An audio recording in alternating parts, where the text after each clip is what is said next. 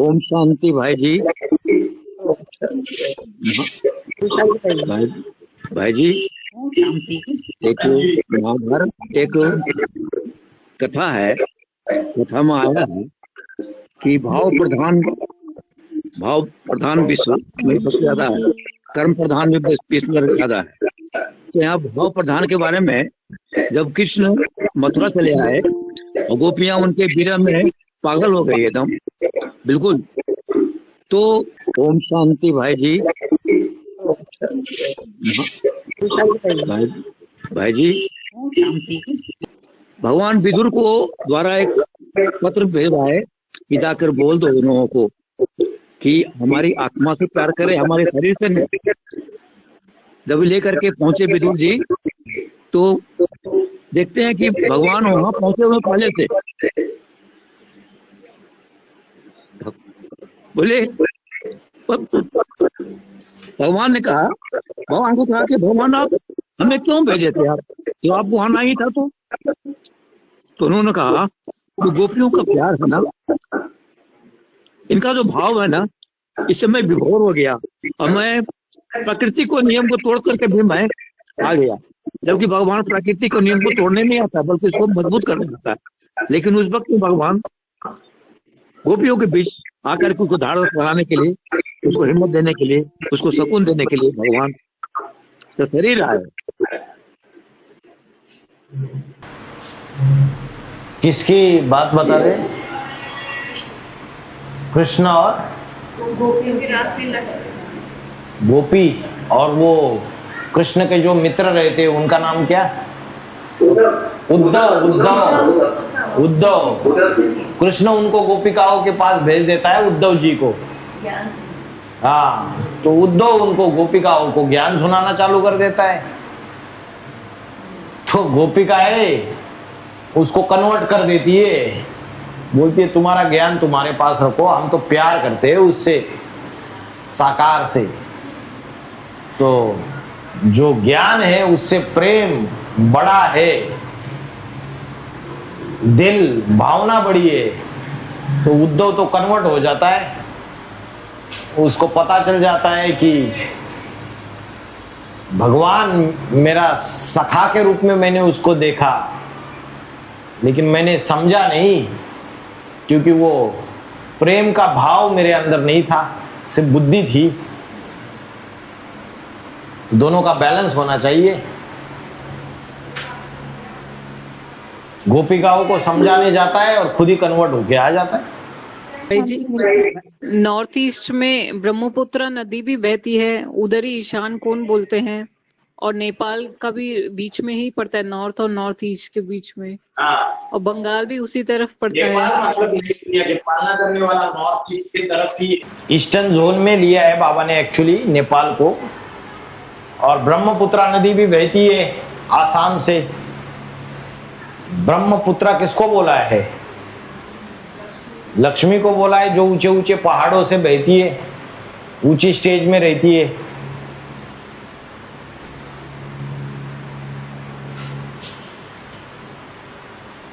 ये भी तो बोला, इस रथ को कहां से ढूंढा?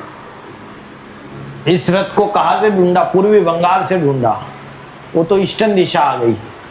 अभी नॉर्थ ईस्ट की जो बात है, या तो ये जो गुत्थी है, या तो ये ऐसी सुलझेगी कि जब वो संपन्न विष्णु रूप बन जाएगा, और ब्रह्मपुत्र को भी दिखाया, लक्ष्मी का जड़ रूप ब्रह्मपुत्र नदी है। तो लक्ष्मी नारायण दोनों जो प्रत्यक्ष होंगे, वो जो दिशा है वो नॉर्थ ईस्ट है, ब्रह्मपुत्र और ईश्वर। और उस दिशा के उनके फॉलोअर्स कौन होंगे? उस दिशा के उनके फॉलोअर्स पहले होंगे 8 की छोटी राजधानी। क्योंकि ईश्वर और ईश्वरी माना भगवान भगवती जब बनेंगे तो उनकी पहले फॉलोअर्स में देवी देवता ही होंगे ना। 8 की छोटी राजधानी बनेगी, फिर 16, फिर 108, ऐसे बनती जाएगी। और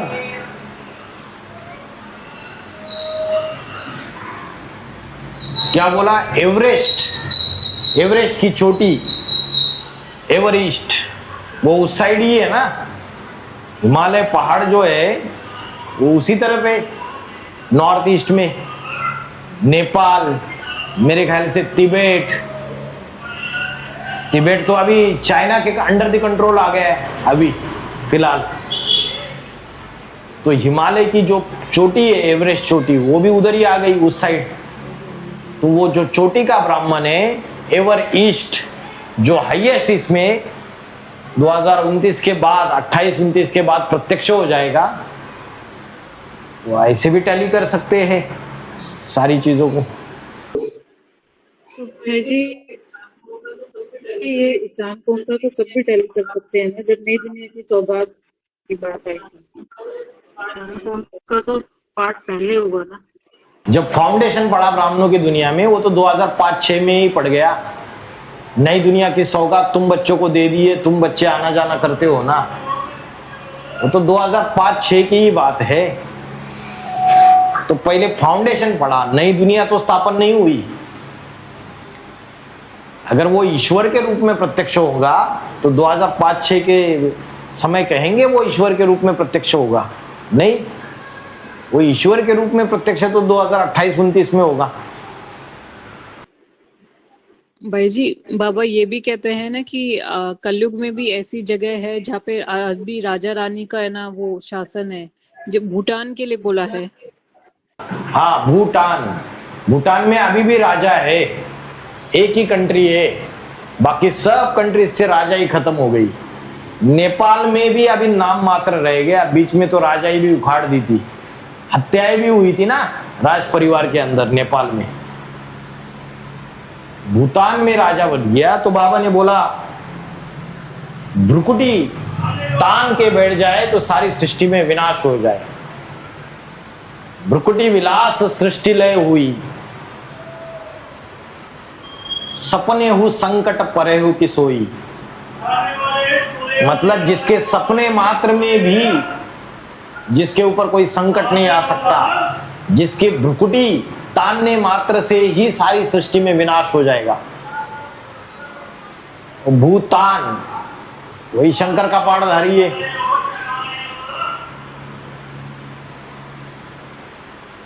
ऐसे भारत में भी लागू कर सकते हैं। भूटान की बात आई है तो क्या भूटान में कभी भी ऐसा हुआ नहीं? वो राजा इतना प्रफुल्ल है, कभी उसके खिलाफ कोई बोल नहीं पाया या कोई देश ने उसको आक्रमण नहीं किया। नहीं, भूटान के किंग का तो अभी भी रिगार्ड अच्छा है उनके यहाँ। अभी भूटान तो पराधीन है ही नहीं, स्वतंत्र रह रहा है, लेकिन अभी चीन के प्रभाव में ज्यादा आ रहा है, चाइना के।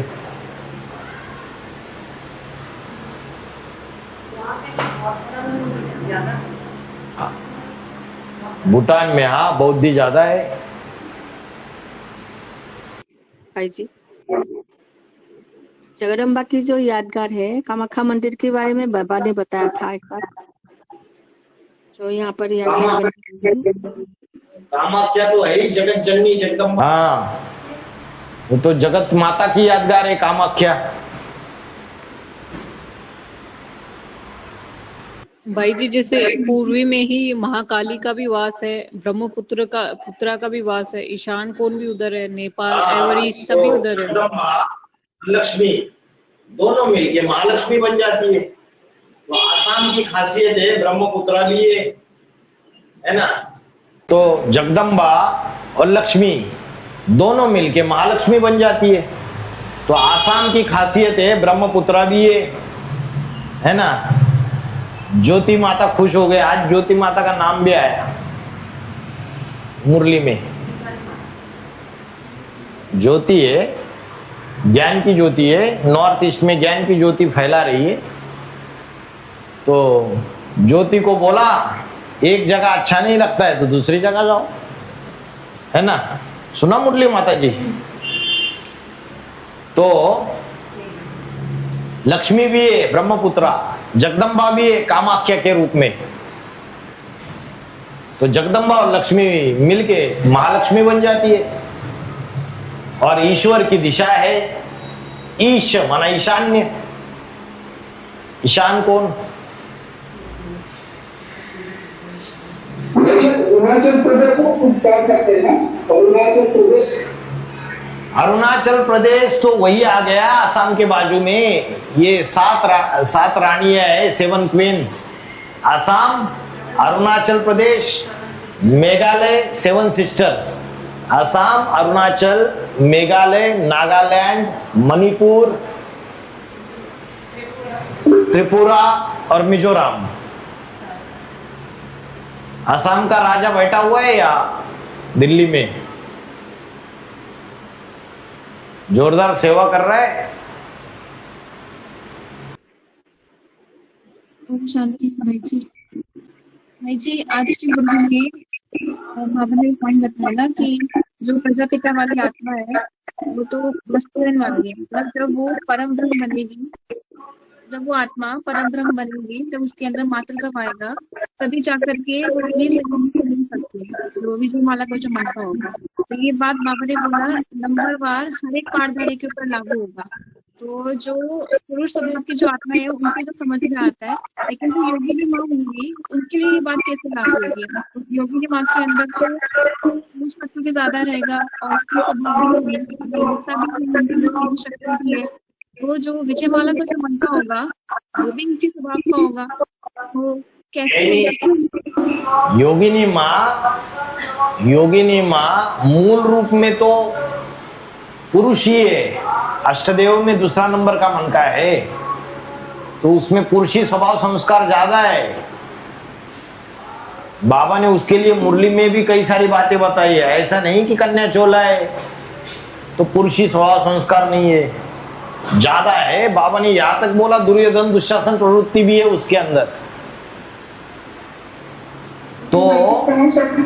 तो रुद्रमाला के अंदर कंपेयर टू अदर्स अष्टदेव, उसके अंदर अंतिम जन्म में पुरुषी संस्कार भी है और मातृत्व का संस्कार भी है।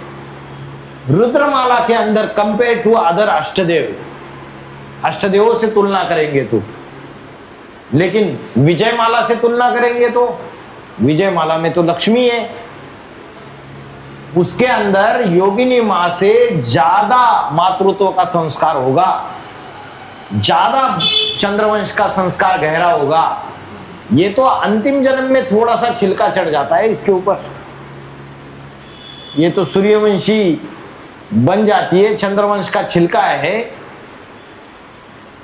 तो ऐसे नहीं है कि भाई उसको तो करना ही नहीं है, उसको भी बैलेंस करना पड़ता है, अपने पुरुषी संस्कार और अपने मातृत्व के संस्कार। इसके लिए बोला शंकर की प्यारी नगरी है, कहाँ बसी हुई है? त्रिशूल की नोक के ऊपर। और त्रिशूल की नोक के ऊपर बसी हुई है तो बैलेंस बड़ा मुश्किल से होता है निभाना। तो पुरुषी संस्कार भी, जिसमें राजाई का संस्कार है, शासन करने का संस्कार है, और मातृत्व का संस्कार भी है, स्त्रीत्व का संस्कार कि बच्चों को प्यार देना है, प्रेम देना है, स्नेह देना है, दोनों संस्कारों का बैलेंस करना पड़ता है उसको रुद्रमाला के अंदर। तो वो ऐसा नहीं कि 100% परफेक्ट रहती है, वो भी प्रैक्टिस करती है। प्रैक्टिस करके वो भी, उसको भी परब्रह्म रूप परफेक्ट बनना पड़ेगा, उसको कम मेहनत लगेगी। तीसरे नंबर का अष्टदेव है ही पुरुषी संस्कार वाला बहुत ज्यादा, उसके पास न दया है, न माया है, न करुणा है, न रहम है।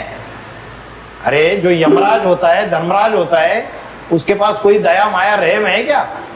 आ जाता है उठ के मौत के घाट उतार के लेके जाने के लिए। तो वो है, उसको ज्यादा मेहनत करना पड़ेगा भाई मातृत्व का संस्कार धारण करने। और 5वां नंबर का मन का, उसको भी ज्यादा मेहनत करना पड़ेगा। राइटिस्ट वालों को कम मेहनत करनी पड़ेगी, लेफ्टिस्ट वालों को ज्यादा मेहनत करनी पड़ेगी। लेफ्टिस्ट वालों का काम ही है मार काट। उनके अंदर जन्म जन्मांतर के राजा बनने का पुरुषत्व का संस्कार, अभी सेनापति बनेगा तो मारकाट ही की होगी, महाराजा बनेगा तो मारकाटी की होगी, विधर्मियों के ऊपर शस्त्र उठाए होंगे तो उनको ज्यादा मेहनत लगेगी। बाकी राइटिस्ट वाले मन को कोई इतनी मेहनत नहीं लगेगी। चाहे चंद्रवंशी हो अष्टदेवों में, बौद्धि हो, सन्यासी हो, सिख हो, उनको कम मेहनत लगेगी। और मातृत्व का स्वभाव संस्कार, स्त्रीत्व का स्वभाव संस्कार धारण करने में और बैलेंस अपने आप में धारण करने में उनको कम मेहनत लगेगी। वो धारणावान है राइटिस्ट मन के। जो लेफ्टिस्ट मड़के हैं और जो राइटिस्ट मड़के हैं, तो राइटिस्ट मड़कों का तो पोता मेल कम बनता होगा ना, लेफ्टिस्ट मड़कों का पोता मेल ज्यादा बनता होगा। लेफ्टिस्ट मन के जो है वो पावरफुल आत्मा है और राइटिस्ट मन के उनके प्रभाव में आ जाते हैं। लेफ्टिस्ट मन को में आत्मिक स्थिति की मात्रा ज्यादा होगी, आत्मिक स्थिति का मात्रा ज्यादा मतलब पुरुषत्व ज्यादा, तो उनके अंदर ऊपर उठने का भी, ऊपर चढ़ने का भी पुरुषार्थ की अवस्था ज्यादा होगी और नीचे गिरने का भी ज्यादा होगी। बाबा ने बोला अव्यक्ता ही गतिर दुखम देह वद्धिर व्याप्यते, और नीचे से ऊपर उठना, ऊपर से नीचे जाना, इसके ज्यादा प्रैक्टिस हो गए। लेकिन राइटिस्ट मन के जो है, जो धारणावान, जो ब्रह्मा को फॉलो करने वाले, बाबा ने बोला जो ब्रह्मा को फॉलो करने वाले हैं, जो साकार को ज्यादा महत्व देते हैं, वो चरित्रवान होते हैं। उनको साकार के प्रति भी स्नेह ज्यादा होता है। और राम की निराकारी स्टेज को फॉलो करते रहे जो पुरुषी स्वभाव संस्कार वाले, तीसरा, पांचवा, सातवां, नौवा, वो निराकार प्रेमी हो गए एक तरीके से। वो निराकार प्रेमी जो है वो दुष्चरित्र होते हैं, उनके अंदर व्यभिचार का गुण रहेगा। अरे नंबर 1 उनका बाप है, वही विदेशी बनकर आया हुआ है, बाप विदेशी बनकर के आया हुआ है। नहीं तो तुम बच्चों से मिलन मेला मना नहीं पाता अगर विदेशी बनकर के ना आता। तो ये भी विदेशी बाप के विदेशी बच्चे। तो निराकार को याद करने वाले दुष्चरित्र होते हैं, लेकिन रफ्तार उनकी पुरुषार्थ की बहुत तेज होती है। इतनी तीखी दौड़ दौड़ते वो धारणावान राइटिस्ट धीरे धीरे। इसलिए योगिनी माँ की 12 का ग्रुप तैयार भी होगा तो लास्ट में तैयार होगा 28-29 में। 108 की माला में भले ऊपर की तरफ है लेकिन लास्ट में वो मन के है। पोता मेल उनका ज्यादा बनता होगा फिर लेफ्टिस्ट होगा। पोता मेल पोता मेल बनता है, अभी बताया नहीं। ऊपर चढ़ते तो नीचे भी गिरते हैं। और अष्टदेव के लिए क्या बोला? जिन्नात मिशन सिर्फ अष्टदेव की बात पूछ रहे या सभी की बात पूछ रहे? सभी के लिए लागू होगी। के लिए बोल ही दिया ना दुष्चरित्र। अरे जो बड़े बड़े राजाएं बनते हैं, ज्यादा पावरफुल राजा है, वो बाद में दुष्चरित्र बनते हैं ना। नीचे जाना, ऊपर उठना उनके लिए कोई बड़ी बात है? लेफ्ट हाथ से गंदगी साफ की जाती है। दुनिया में जो पुलिस है ये लेफ्टिस्ट है या राइटिस्ट है? लेफ्टिस्ट है।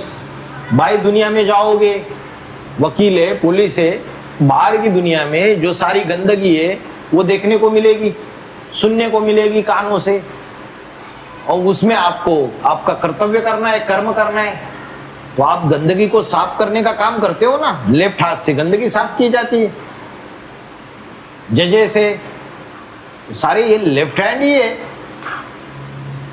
फिर भी ऊंची पोजीशन वाले कहे जाते, तो उससे डिटैच रहते हैं या नहीं रहते? डिटैच रहते हैं। डिटैच रहना उनके, लेकिन लेफ्ट हाथ बोलते कमजोर होता है, राइट थोड़ा सा मजबूत होता है। डॉक्टर को तो राइटिस्ट ही कहेंगे, लेकिन अभी डॉक्टर भी लेफ्टिस्ट हो गए कलयुग के अंत में। किडनी भी बेचना चालू कर दिया, किडनी निकाल के एक्सपोर्ट करना चालू कर दिया, पैसा कमाना चालू कर दिया। वैसे डॉक्टर को तो सभी की दुआएं ही मिलती रहती है, वकील को मिलती है सबकी दुआएं, जो अगेंस्ट वाली पार्टी रहेगी वो दुआएं देगा या बद्दुआएं देगा? बद्दुआएं देता रहेगा भाई। और फलाने का वकील ऐसा बात बोल के गया, देखते हैं उसको, बद्दुआएं ही देता रहेगा। दुश्मन ज्यादा बनते हैं, डॉक्टर्स के इतने दुश्मन नहीं बनते। दो पार्टियां होती ही नहीं, एक ही पार्टी होती है। एक ही पार्टी आती है, इलाज करवाती है, दुआएं देते, वो भी देते, उनके घर वाले भी देते हैं। कभी कभी डॉक्टर भी मार खाते। कोई मरीज को कोई दूसरा इंजेक्शन दे दिया या निग्लिजेंसी कर दी, ध्यान नहीं दिया ठीक से, उसको सलाइन चढ़ानी है, चढ़ाई नहीं है, तो घर वाले आते, पिटाई करते, फिर डॉक्टर्स की भी उल्टे पुल्टे काम करते, तो उनको भी उसका भोगना पड़ता है। अच्छा, पहला लेफ्टिस्ट है या राइटिस्ट है? पहला नंबर लेफ्टिस्ट है। ऑड फिगर से 1 3 5 7 9 11 13 नंबर का तो कमरा भी नहीं रहता है होटल में। 13 नंबर का फ्लोर भी नहीं, बड़ी बिल्डिंग है तो, है ना। ऑड फिगर्स बड़े डेंजर होते हैं। तो मेरा प्रश्न है कि तीसरा मड़का सबसे टॉप में है पहले के बाद, तो उसका पोता मेल सबसे ज्यादा होगा ना, फिर 5वें से भी ज्यादा, जो तीसरे नंबर पे। भाई जी मैं तो सीक्वेंस पूछ रही हूँ। इंदिरा गांधी के लिए तो बोल ही दिया बाबा ने, इंदिरा, अंदर से डर भरा हुआ है। क्यों? क्योंकि सच्चा पोता मिल देती नहीं। कब नहीं देती है? 2018 के बाद, 17-18 में बाप गुप्त होने के बाद उल्टे पुल्टे काम करती है बाप गुप्त होने के बाद, और पोता मिल कुछ देती नहीं है। और शुरुआत में जब से आई ऐसा पोता मिल देती थी, एक बात नहीं छुपाती थी। बाबा बैठे हुए, बड़ी बहनें बैठी हुई है, और उस समय भाई भी रहते थे, और मीटिंग होती रहती थी, बातचीत होती रहती थी। और उसके मन में अगर हल्का सा संकल्प भी आएगा, उसी समय लिखेगी। डायरी रहती थी, कागज पे लिखेगी, फाड़ के बाबा के हाथ में दे देगी। बाबा बाजू में बैठे हुए हैं, हाथ में दे देगी। इतना अप टू डेट।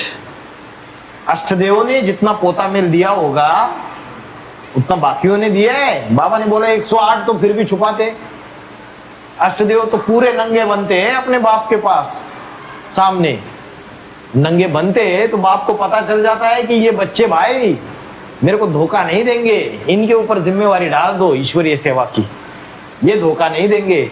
जो अपना सब कुछ भी छुपाते नहीं है, अपना सब कुछ ही दे देते हैं, जिसमें सबसे बड़ी लज्जा की बात होती है, वो सब कुछ ही दे देते, ये कोई घाटा मारने वाले नहीं है, ये मेरे प्रति सच्चे है। तो आईसो का ही सिलेक्शन करता है, आईसो को ही ऊपर उठाते हैं। दूसरे बोलते हैं अरे वो जो दीदी है फलानी, उससे तो मैं काफी अच्छी हूं, मेरे को तो ये बहुत ज्यादा आता है, लेकिन बाबा ने उसको ऊपर क्यों उठाया, इसको क्यों नहीं उठाया? समझ नहीं पाते हैं। बाप का अंदर का प्यार और बाहर का प्यार, उसमें बड़ी भारी युक्ति है। ये पोता मिल जो है, सच्चाई सफाई, ये बहुत इंपॉर्टेंट पॉइंट है। नष्टो मोहा और सच्चाई सफाई, है ना।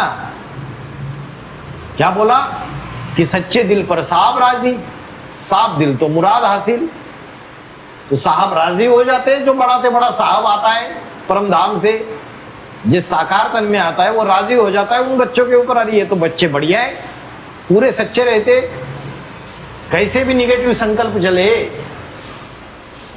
कर्मना से कोई गलती हो जाए, छुपाएंगे अपने बाप से? नहीं, उनको अच्छा ही नहीं लगेगा, उनका दिल खाएगा।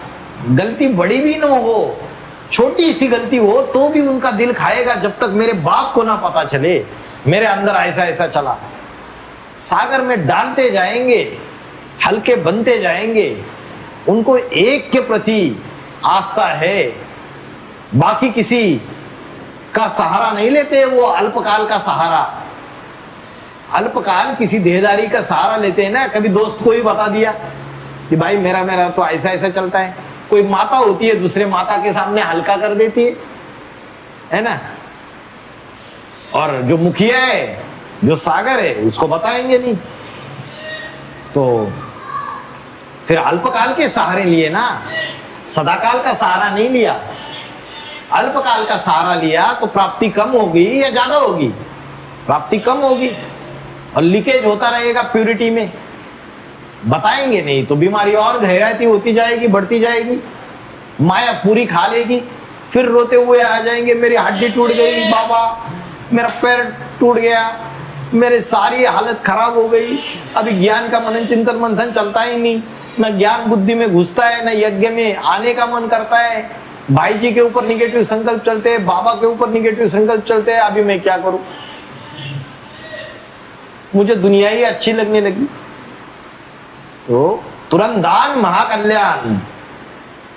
तुरंत अगर ध्यान करेंगे अपने विकारों का, अपनी गलतियों का, अपनी खामियों का, तो महाकल्याण। ऐसा नहीं कि रुक रुक के आज गलती होगी सोचते रहेंगे, अरे भाई जी को देंगे तो क्या सोचेंगे मेरे बारे में, बाबा को देंगे तो क्या सोचेंगे मेरे बारे में, है ना। तो सोचते रहेंगे, लज्जा आती रहेगी अंदर से, और वो अंदर अंदर की चीज बढ़ती जाएगी, दिल खाता रहेगा और माया पूरा आक्रमण कर देगी। इसलिए तुरंत दान महाकल्याण, तुरंत के तुरंत देना चाहिए। गुप्त दान महाकल्याण, गुप्त में देना चाहिए। समझ में आ रहा है? हाँ बोलिए।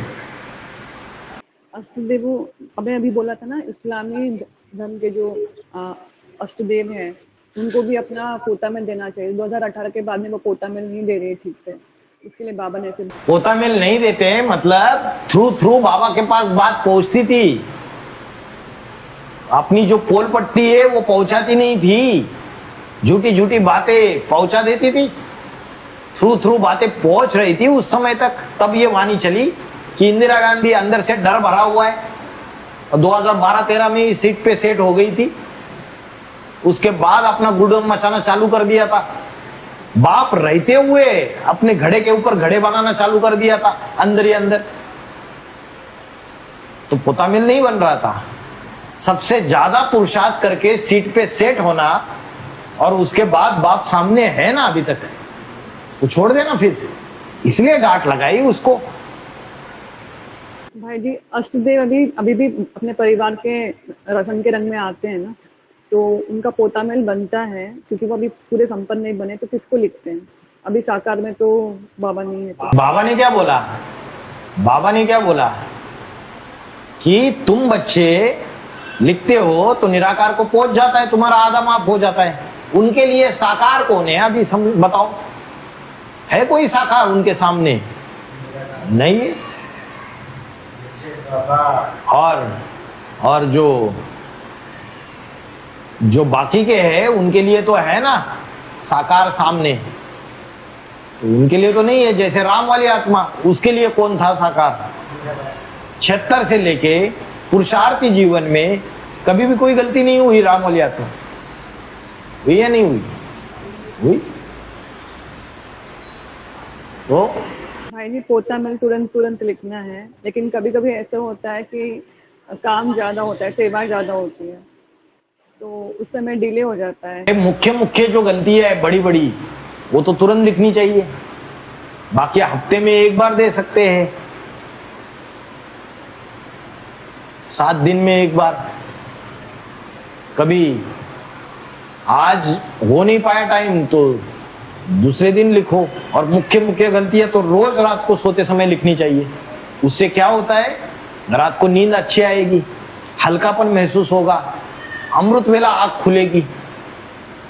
अपना कचड़ा सब कुछ दे देने से हल्कापन आता है, आकाश तत्व मजबूत बन जाता है। भक्ति मार्ग में बोलते हैं जो 5 तत्व है, जल वायु अग्नि पृथ्वी आकाश, उसमें आकाश तत्व माना खालीपन, स्पेस मतलब क्या? वैक्यूम, खालीपन कब आएगा? जब सबकॉन्शियस माइंड में जो कचरा भरा हुआ है उसको निकाल के फेंक देंगे तो खालीपन आएगा, आकाश तत्व मजबूत बनेगा, मतलब आत्मिक स्थिति मजबूत बनेगी। आकाश तत्व मतलब ही आत्मिक स्थिति है। खींचेगा इधर, मन बुद्धि एकाग्र हो जाएगी भ्रुकुटी के बीच में जल्दी। देखिए, जो तीसरे नंबर, जैसे कि कोई बात आती है और उसी समय लगती है वो बात, लेकिन क्या होता है कि थोड़े समय के बाद फिर वो याद नहीं रहता या इतना कुछ लगता नहीं है भारीपन उसके बाद, 2-4 दिन के बाद तो जैसे कि दिमाग से ही रह आउट हो जाता है। तो जो लगी बात उसको तुरंत लिखना चाहिए, क्योंकि फिर क्या होगा, वो जो खामी है भले भूल गए, लेकिन जो खामी है वो हमेशा होती रहेगी और भूलते जाएंगे, गलतियां रिपीट होती रहेगी। उसको भी तुरंत लिखना चाहिए भूल जाते हैं तो। जो ऊंचे पुरुषार्थी है, जिनको उच्च पद पाना है, उनको तो छोटी से छोटी खामी के ऊपर सबसे ज्यादा ध्यान देना चाहिए, अलर्ट रहना चाहिए। जिन्होंने लक्ष्य ही नहीं लिया ऊंचा, तो फिर वो जो करना है करे। जिनका लक्ष्य ऊंचा है, उनके लक्षण भी ऊंचे होने चाहिए। वो अपनी सूक्ष्म गलतियों को भी चेक करे, एनालिसिस करे, रोज की रोज चेकिंग होनी चाहिए।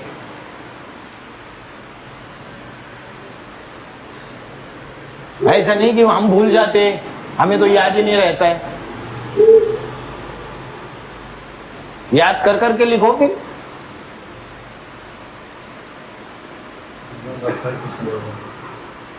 हाँ दुर्गा दास भाई, बेटी का क्या खासियत है, क्योंकि वो तो छुपा देता है, पोता में ठीक से दे नहीं पाते, इंदिरा गांधी जैसे पाठ बजाते हैं, फिर भी उससे क्या खासियत है जिसके कारण वो आधा कल के लिए मेरे आफ्टर 2500 बरस के लिए वो पूरा से पूरा राज्यों को किस ले पाते हैं, इससे क्या खासियत है, बेटा क्या है ये बताइए।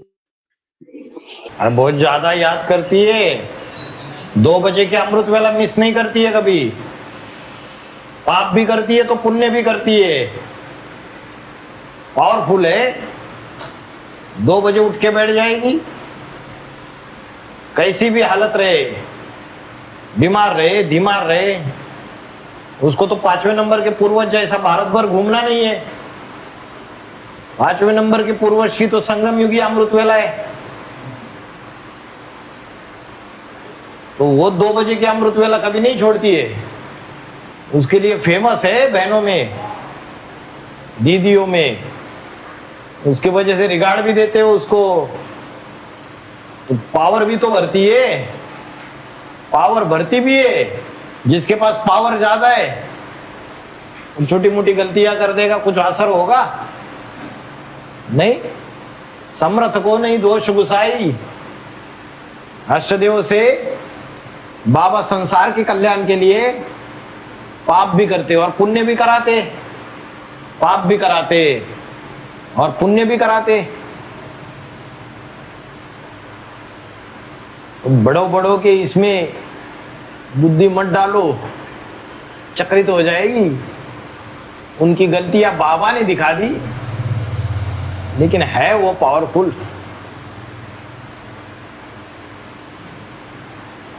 बाबा का अधिकार है कि बच्चों की ये जो चीजें है उससे भी उनको बाहर निकाले, उनकी खामियों को निकाल दे। दूसरे अगर उन चीजों को देखते रहेंगे तो फंस जाएंगे फिर।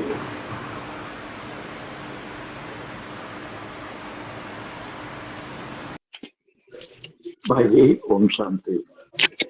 बाबा ने एक प्रसंग बहुत बार बोला है, हिमगिरी के उत्तुंग शिखर पर। उसकी ओर मैं आपको आकृष्ट करना चाहता हूं कि एक भौगोलिक स्थान है, एक मेरु पर्वत, मानक उत्कृष्ट पर्वत जिसको कहते हैं। वो के ब्रह्मांडीय पर्वत है, जिसे दुनिया का धूरी माना जाता है। उत्तराखंड के गढ़वाल में, हिमालय में मेरु पर्वत है, कुछ लोग उसको बोल देते हैं, लेकिन असल वो नहीं है। लेकिन वो पत्थर जो है, काला पत्थर, नहीं हो रहा क्या, आवाज में दिक्कत हो रही है। हाँ बोलिए बोलिए। मेरु पर्वत, हाँ, तो वो पर्वत जो है दुनिया का एक्सिस बताया गया, जिसको बाबा बोले हिमगिरी के उत्तुंग शिखर पर, जिसको बारे में बोला जाता है कि सभी देवता लोग वहां पर वास करते हैं, जो उत्तर में बसा हुआ। इसके बारे में विशेष क्या बताया जा सकता है?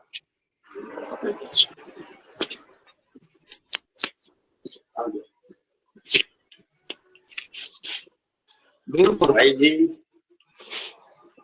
क्या बताया मेरू पर्वत के बारे में? देख लो, जो मानक पत्थर है उसको मानक भी बोलते हैं। मेरू मेरू मानक बोलते हैं उसको। वो बहुत विशिष्ट पहाड़ है जो भौगोलिक कारण ही नहीं, ये दुनिया का एक्सिस है, पूरे यूनिवर्स का वो एक्सिस बोला गया उसको। हाँ जी। और उसको ब्लैक टोन जो है, जिस टोन पर पूरा पूरा माउंट आबू बसा हुआ है, वही पत्थर है ग्रेनाइट। वही पत्थर, इसलिए उस पर कोई चढ़ नहीं पाता है। वो पत्थर जिसके बारे में भाव बोलते हैं हिमगिरी के तुंग से घर पर बैठ चिल्ला के उसकी चढ़ाओ। मैं ये जानकारी देना चाहता था। ठीक है, ओके, ओम शांति।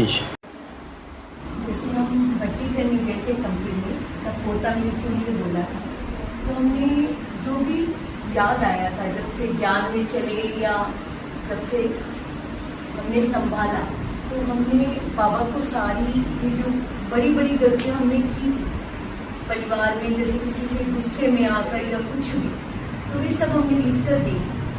और बाद में जब हम इस परिवार से जुड़े तो भी बड़ी बड़ी गलतियों को हम लिख के तो नहीं, कई जगह बोल देते हैं या बता देते हैं, तो कई चीजें रह भी जाती हैं, क्योंकि परिवार में गृहस्थ में बहुत छोटी छोटी चीजें भी होती हैं, व्यवहार से होता है, परिवार में एक दूसरे के साथ कई चीजें होती हैं जिससे अपने ऊपर जो गलती करते हैं ये बातें होनी चाहिए। हाँ, अपनी क्या गलती हुई? हम क्रोध में आ गए। रात को सोते समय अपनी गलतियां लिखनी है बस। जैसे कि परिवार में कोई हमसे गलत कभी करता है और हमें अपने बचाव के लिए, वैसे तो हम जाते हैं, बात नहीं करते हैं, क्योंकि ज्ञान में बाबा ने कहा जान नहीं बनती, वहाँ तुम डिटैच हो जाओ, उसे कुछ गलत मत कहो। गलत नहीं कहा, लेकिन उसे डिटैच हो गए, और बाकी लोग हमें उसकी हमारी ग्लानि करते रहे कि तुम ही गलत हो, तुम्हारी वजह से कुछ ऐसा हो, तो ये भी गलती ही मानी जाएगी। नहीं, अगर हम कल्याण के लिए किया, सत्य चीज को स्थापन करने के लिए किया, चाहे क्रोध भी कर लिया परिवार के कल्याण के लिए या सच्चाई के लिए, तो क्यों गलती है? जैसे वो ब्राह्मण परिवार से भी हम जुड़ते हैं, तो छोटी छोटी आपस में भी कोई बात होती है तो हम ये कहते हैं, बाबा कहते हैं ना अपने परिवार में सहन करना। हम लौकिक परिवार में भी अपने पिता की, माता की छोटी छोटी बातों को सुन लेते हैं कि हमारी भलाई के लिए। तो ऐसे ही ब्राह्मण परिवार में भी कोई चीज हमें समझाता है, कई बार हमें कोई बात बुरी भी लगती है कि क्यों बोल रहे हैं, फिर हम बाद में सोचते नहीं ये हमारे समझाने में 2 मिनट उस दिन लगती है, लेकिन बाद में रिलीज भी अपने आप हो जाती है, क्योंकि हम बाबा को कह देते हैं और कहते हैं ये हमारे भले के लिए कह रहा होगा। तो ये भी बात हमें बतानी चाहिए। नहीं, ये तो रिपोर्ट में आ गया। बाकी पोतामेल वो है, पोतामेल अलग, रिपोर्ट अलग। पोतामेल वो है जो हमारी खामियां हैं, काम, क्रोध, लोभ, मोह, अहंकार, इन 5 विकारों से रिलेटेड। लोभ किया आज लोभवश बाहर की दुनिया में मिठाई खरीद के खाई, लोभ विकार हो गया ना। आज लोभवश घर में जो बढ़िया बढ़िया पकवान बनाए थे, लोभवश आतिका खा लिया। आज कोई चीज चोरी करके खा ली, कोई चीज चोरी कर ली। हाँ, आज इनके प्रति ईर्ष्या द्वेष आया, मेरे बच्चे के प्रति अति का मोह है, विकार है ना। बच्ची के प्रति अति का मोह है, वो ऐसा है वैसा है, फिर भी मैं अति का मोह रखती हूँ, जबकि मुझे नष्ट मोह होना चाहिए।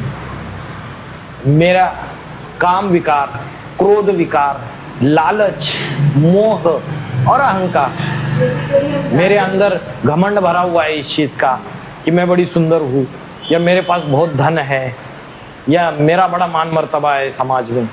ये अंदर की सूक्ष्म वृत्तियां जो भी अंदर है वो सब कुछ लिख के देना चाहिए। ये होता है पोतामेल। हाँ, रिपोर्ट होती है वो बाकी की, है ना।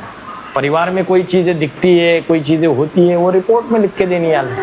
छोटी बातों को अगर खत्म करते भी हैं, खत्म होती है तो खत्म करनी है। अगर हमको लग रहा है ज्यादा बढ़ रही है तो उसको मुखिया को बताना है। क्योंकि सब पर कुछ न कुछ तो कमियां सब हाँ होती है, संस्कार तो मिलानी ही है, 5 उंगलियां एक जैसी नहीं होती है। अगर कोई चीज ज्यादा लगती है तो नहीं, उसमें क्या है, एक होता है बताना है, लिख के देने की आदत इसलिए रखनी है, भले सामने वाला हमको जवाब दे ना दे, लिख के देने से हमारा हल्का होता है कि हमने किसी को एक को जो चीजें हुई डाल दी, बस रिपोर्ट में भी, बस हमारा हल्का हो जाता है ना। और हम तो सहन कर ही रहे, उसमें लिख भी देने का, हम तो सहन कर ही रहे, और सहन नहीं कर पा रहे तो भी लिखना है ना कि हम सहन ही नहीं कर पा रहे इन छोटी छोटी बातों को परिवार के अंदर। देते रहते हो तो समझो कि बाप के कनेक्शन में हो, अगर पोता मिल देना छोड़ दिया तो बाप के कनेक्शन में नहीं हो ऐसे। कभी बोला जैसे कि पोता मिल ऐसे नहीं कि जो बड़े काम भी करके वो है, वो भी नहीं, दिन में बाबा को सबसे बड़ा पोता मिला, बाबा को कितना याद किया। हाँ, कितना याद किया। आज अवस्था आत्मिक स्थिति की रही या देहाभिमान की रही, परसेंटेज में लिखने का 50% देहाभिमान था, आज 75% देहाभिमान था। सवेरे से लेकर रात तक तामसी अवस्था थी पूरी, मन में संकल्प भी निगेटिव चलते थे, अवस्था तामसी, दृष्टिवृत्ति भी चंचल थी, जिस व्यक्ति से भी बात कर रहे थे वो तमो प्रधानता में कर्म कर रहे थे, तमो प्रधानता में बातचीत कर रहे थे, संकल्प भी तमो प्रधान थे। समझ में आता है खुद को, ये होते हैं पोता मेल सारे। विकार है वे हमारे सब्जेक्ट रहेंगे, उन्हीं को ही एनालाइज करना है।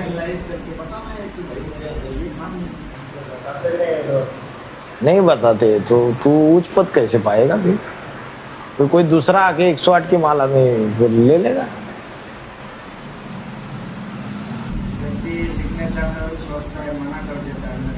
अंदर से जो मना करता है भूत, तो आत्मिक स्थिति में बैठ जाओ, भाग जाएगा वो गहरी आत्मिक स्थिति में, बिंदु रूपी स्टेज में। कल दे, आज करे सो कल, कल करे सो परसों, इतनी जल्दी भी क्या, जब जीना है बरसों। हाँ जी, जो राइटिस मन के है उसको उठाने में हल्का रहता है, लेफ्टिस मन के जो है उठाने में तो उतना सहज नहीं है, बहुत उसका टेढ़ी चाल है।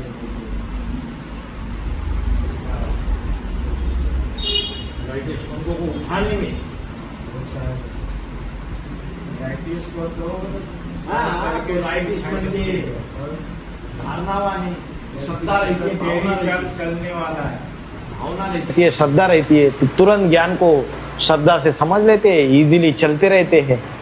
लेफ्टी जो है पावरफुल भी है और टेढ़ी चाल वाले हैं, तो उनको थोड़ा सा टाइम लगता है उनकी चीजें हल होने में। अष्टदेव को नहीं टाइम लगता है, लेकिन क्योंकि अष्टदेव तो जन्म जन्मांतर के उसके सहयोगी आत्माएं, इसलिए अंतिम जन्म में उसके सिवाय रह नहीं सकते। बाकी जो लेफ्टिस्ट मन के है उनको थोड़ा ज्यादा मेहनत करनी पड़ती है।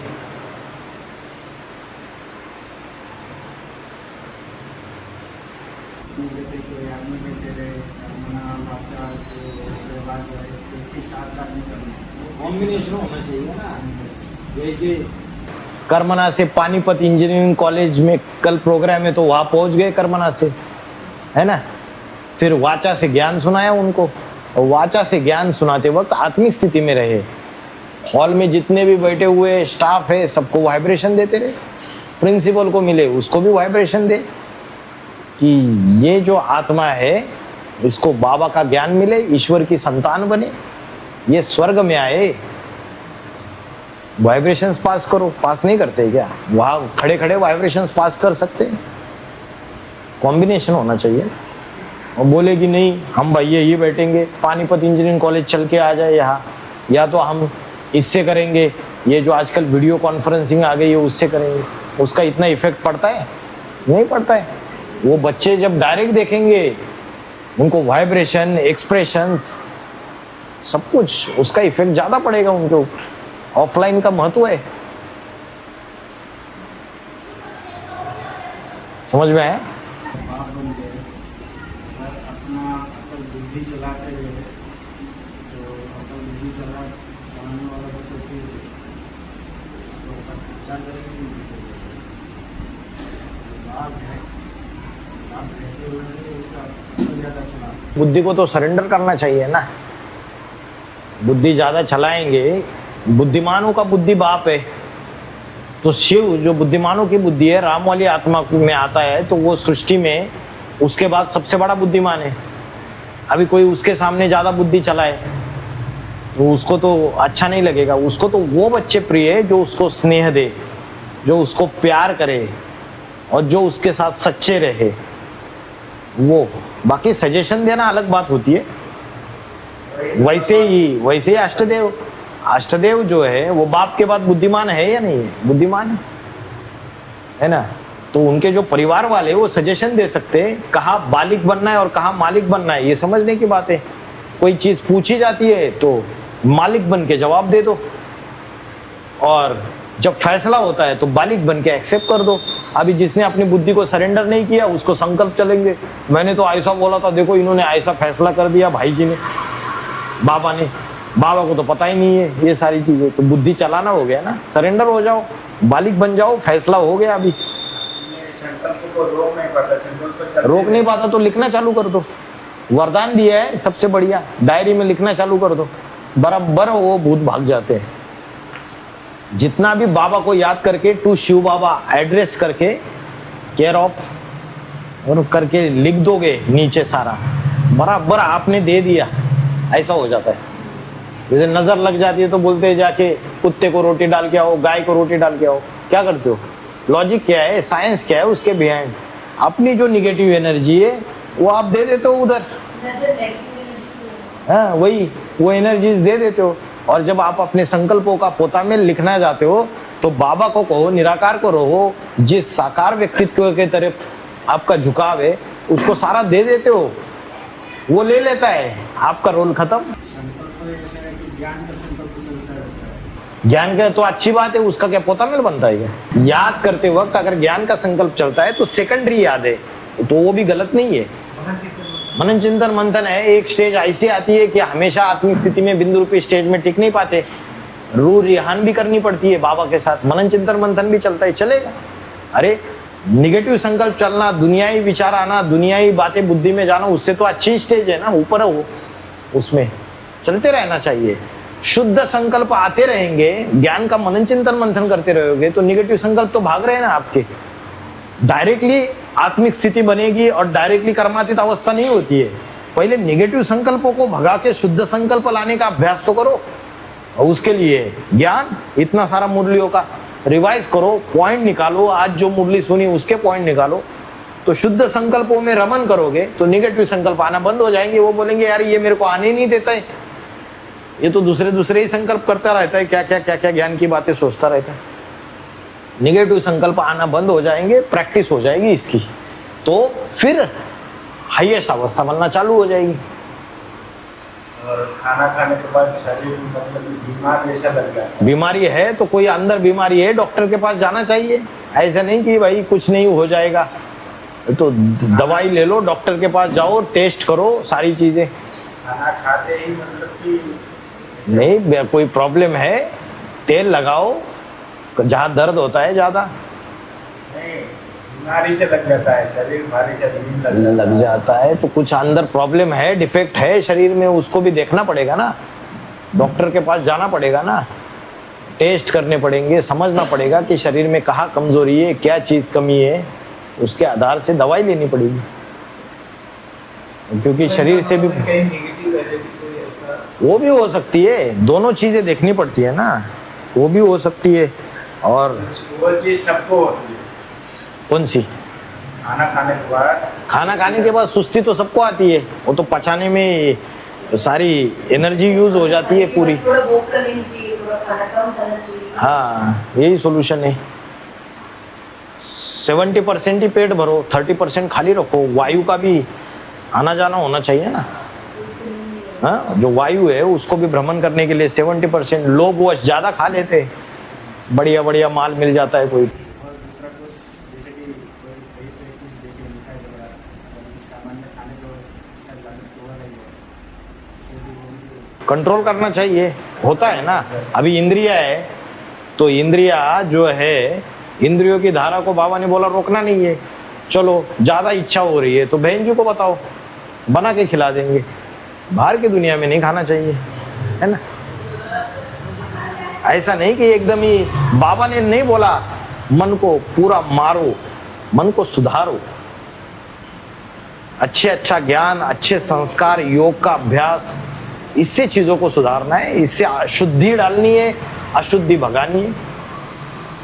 हाँ, कोई चीज ज्यादा इच्छा होती है, हम कौन सा 2 महीने में 4 महीने में कोई चीज खा ली, बता दो, यज्ञ में बना के दे देंगे। ऐसा भी होता है कि आदत नहीं गई, अंतिम जन्म में मतलब कि आसाम में क्यों जन्म हुआ, आसाम को जन्म क्यों दिया? आसाम में जन्म क्यों लिया, मतलब कि जिसमें दिमाग में कुछ देते नहीं थे ना बचपन से, उस दिन बुद्धि में बैठते नहीं। तो कोई भी सामान, मतलब कि 1-2 सामान की दुकान में भेजा जाए तो उसमें बोल के भेजा जाता है, ये बोल के जाओ, एक ही 2 ही चीज़, उसमें भी आधे रास्ते जाता है, फिर भूल के आ जाता है क्या बोल के चला जाता है, बोल के जाओ, भूल नहीं है। बुद्धि का मिसयूज किया रहेगा पिछले जन्म, तो जाते जाते आधा रास्ते भूल जाता है, फिर चल जाता है। बुद्धि का मिसयूज किया रहेगा पिछले जन्म में, तो जाते जाते आधा रास्ते भूल जाता था, फिर चल जाता है। जो बुद्धि की दात परमात्मा ने दी थी पिछले कल्प के संगम युग में, उस बुद्धि का मिसयूज किया रहेगा। मिसयूज किया रहेगा तो कर्म भोग चुकतू करने, अभी चुकतू करने तो ऐसा ही रहेंगे, ऐसी बात नहीं, सुधार आएगा।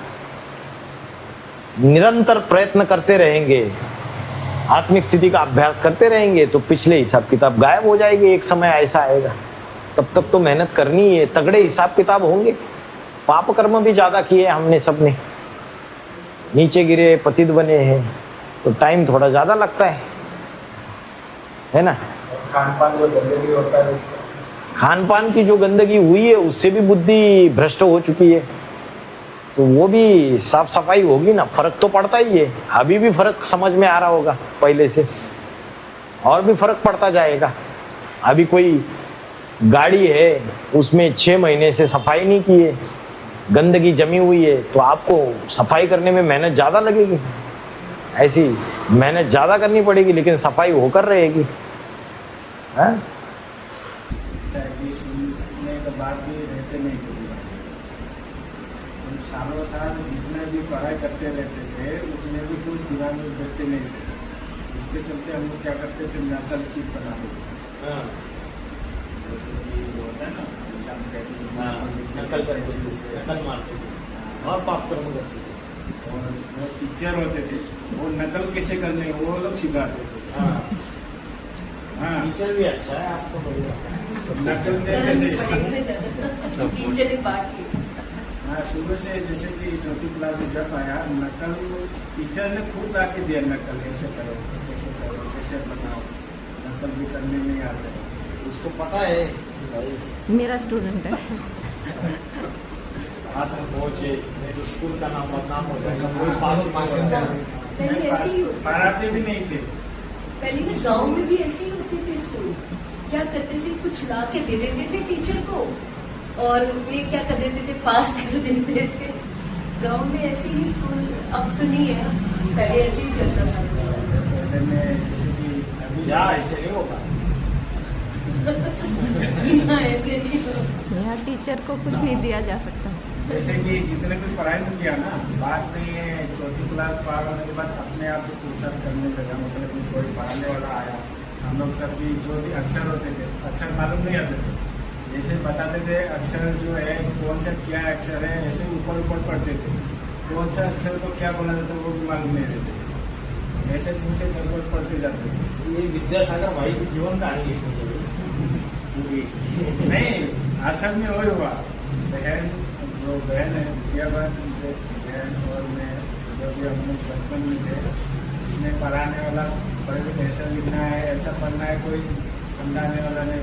कोई बात नहीं, पढ़ाई सब कुछ होता है। रास्ते में जो भी जाते हैं वो लोग बता के जाता है, वो लोग उल्टा पुल्टा क्यों पढ़ रहे हो।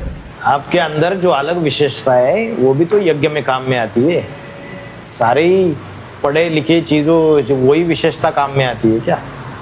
हर एक आत्मा में अलग अलग विशेषता है, उससे यज्ञ बनता है। ये है कि दुनिया में ना कई बार होता है कि कोई काम पूरी तरह से अच्छी तरह नहीं करता और अगर हम उसको उस चीज के पैसे काट के देते हैं तो क्या हम उसके साथ कोई अन्याय तो नहीं कर रहे हैं? जैसे उसने काम जो चाहिए था वे पूरा नहीं किया और काम में कमी छोड़ी और हम उसे बताते हैं कि तेरी इस कमी की वजह से हमने ये काटे, तो हम क्या उसके साथ गलत तो नहीं कर रहे? नहीं, गलत नहीं कर रहे हैं, सही बात है। क्योंकि मन में ये आता है कि हमने किसी के पैसे तो नहीं खाए। नहीं ऐसा नहीं, अगर आपने जो फैसला किया है बुद्धि के आधार से वो सही किया है, आपकी कैलकुलेशन परफेक्ट है और सामने वाले ने निग्लिजेंसी की है काम में और काम ढीला ढाला किया है, काम चोरी की है, तो ठीक है ना, कलयुग की दुनिया में होता ही है, तो क्यों इसमें मेरा कर्म तो कुछ नहीं, क्यों गलत क्यों बना। हाँ, अगर कोई गरीब है, अच्छा व्यक्ति है और उसको भाई बेचारा केले बेच के अपना उपजीविका चलाता है, परिवार चलाता है और बेचारे ने 50 रुपए के 12 केले खरीदे थे और आपको 60 रुपए में बेच रहा है और आप उससे झगड़े कर रहे हो, ये कर रहे हो, जोर जबरदस्ती, और उसको 50 रुपए ही पकड़ा के आ गए, तो कर्मों का हिसाब किताब बनेगा। कोई रिक्शे वाले को लगता है ना कि कम है, पूछ लेते हैं और उसे 10 रुपए अगर फालतू भी उसकी मेहनत के रखते हैं तो देने ही चाहिए, देते। हाँ जी, हाँ जी। कोई धोखेबाज भी होते हैं दुनिया में, उनको परखना चाहिए और लूटने वाले भी होते हैं। ठीक है, ओम शांति।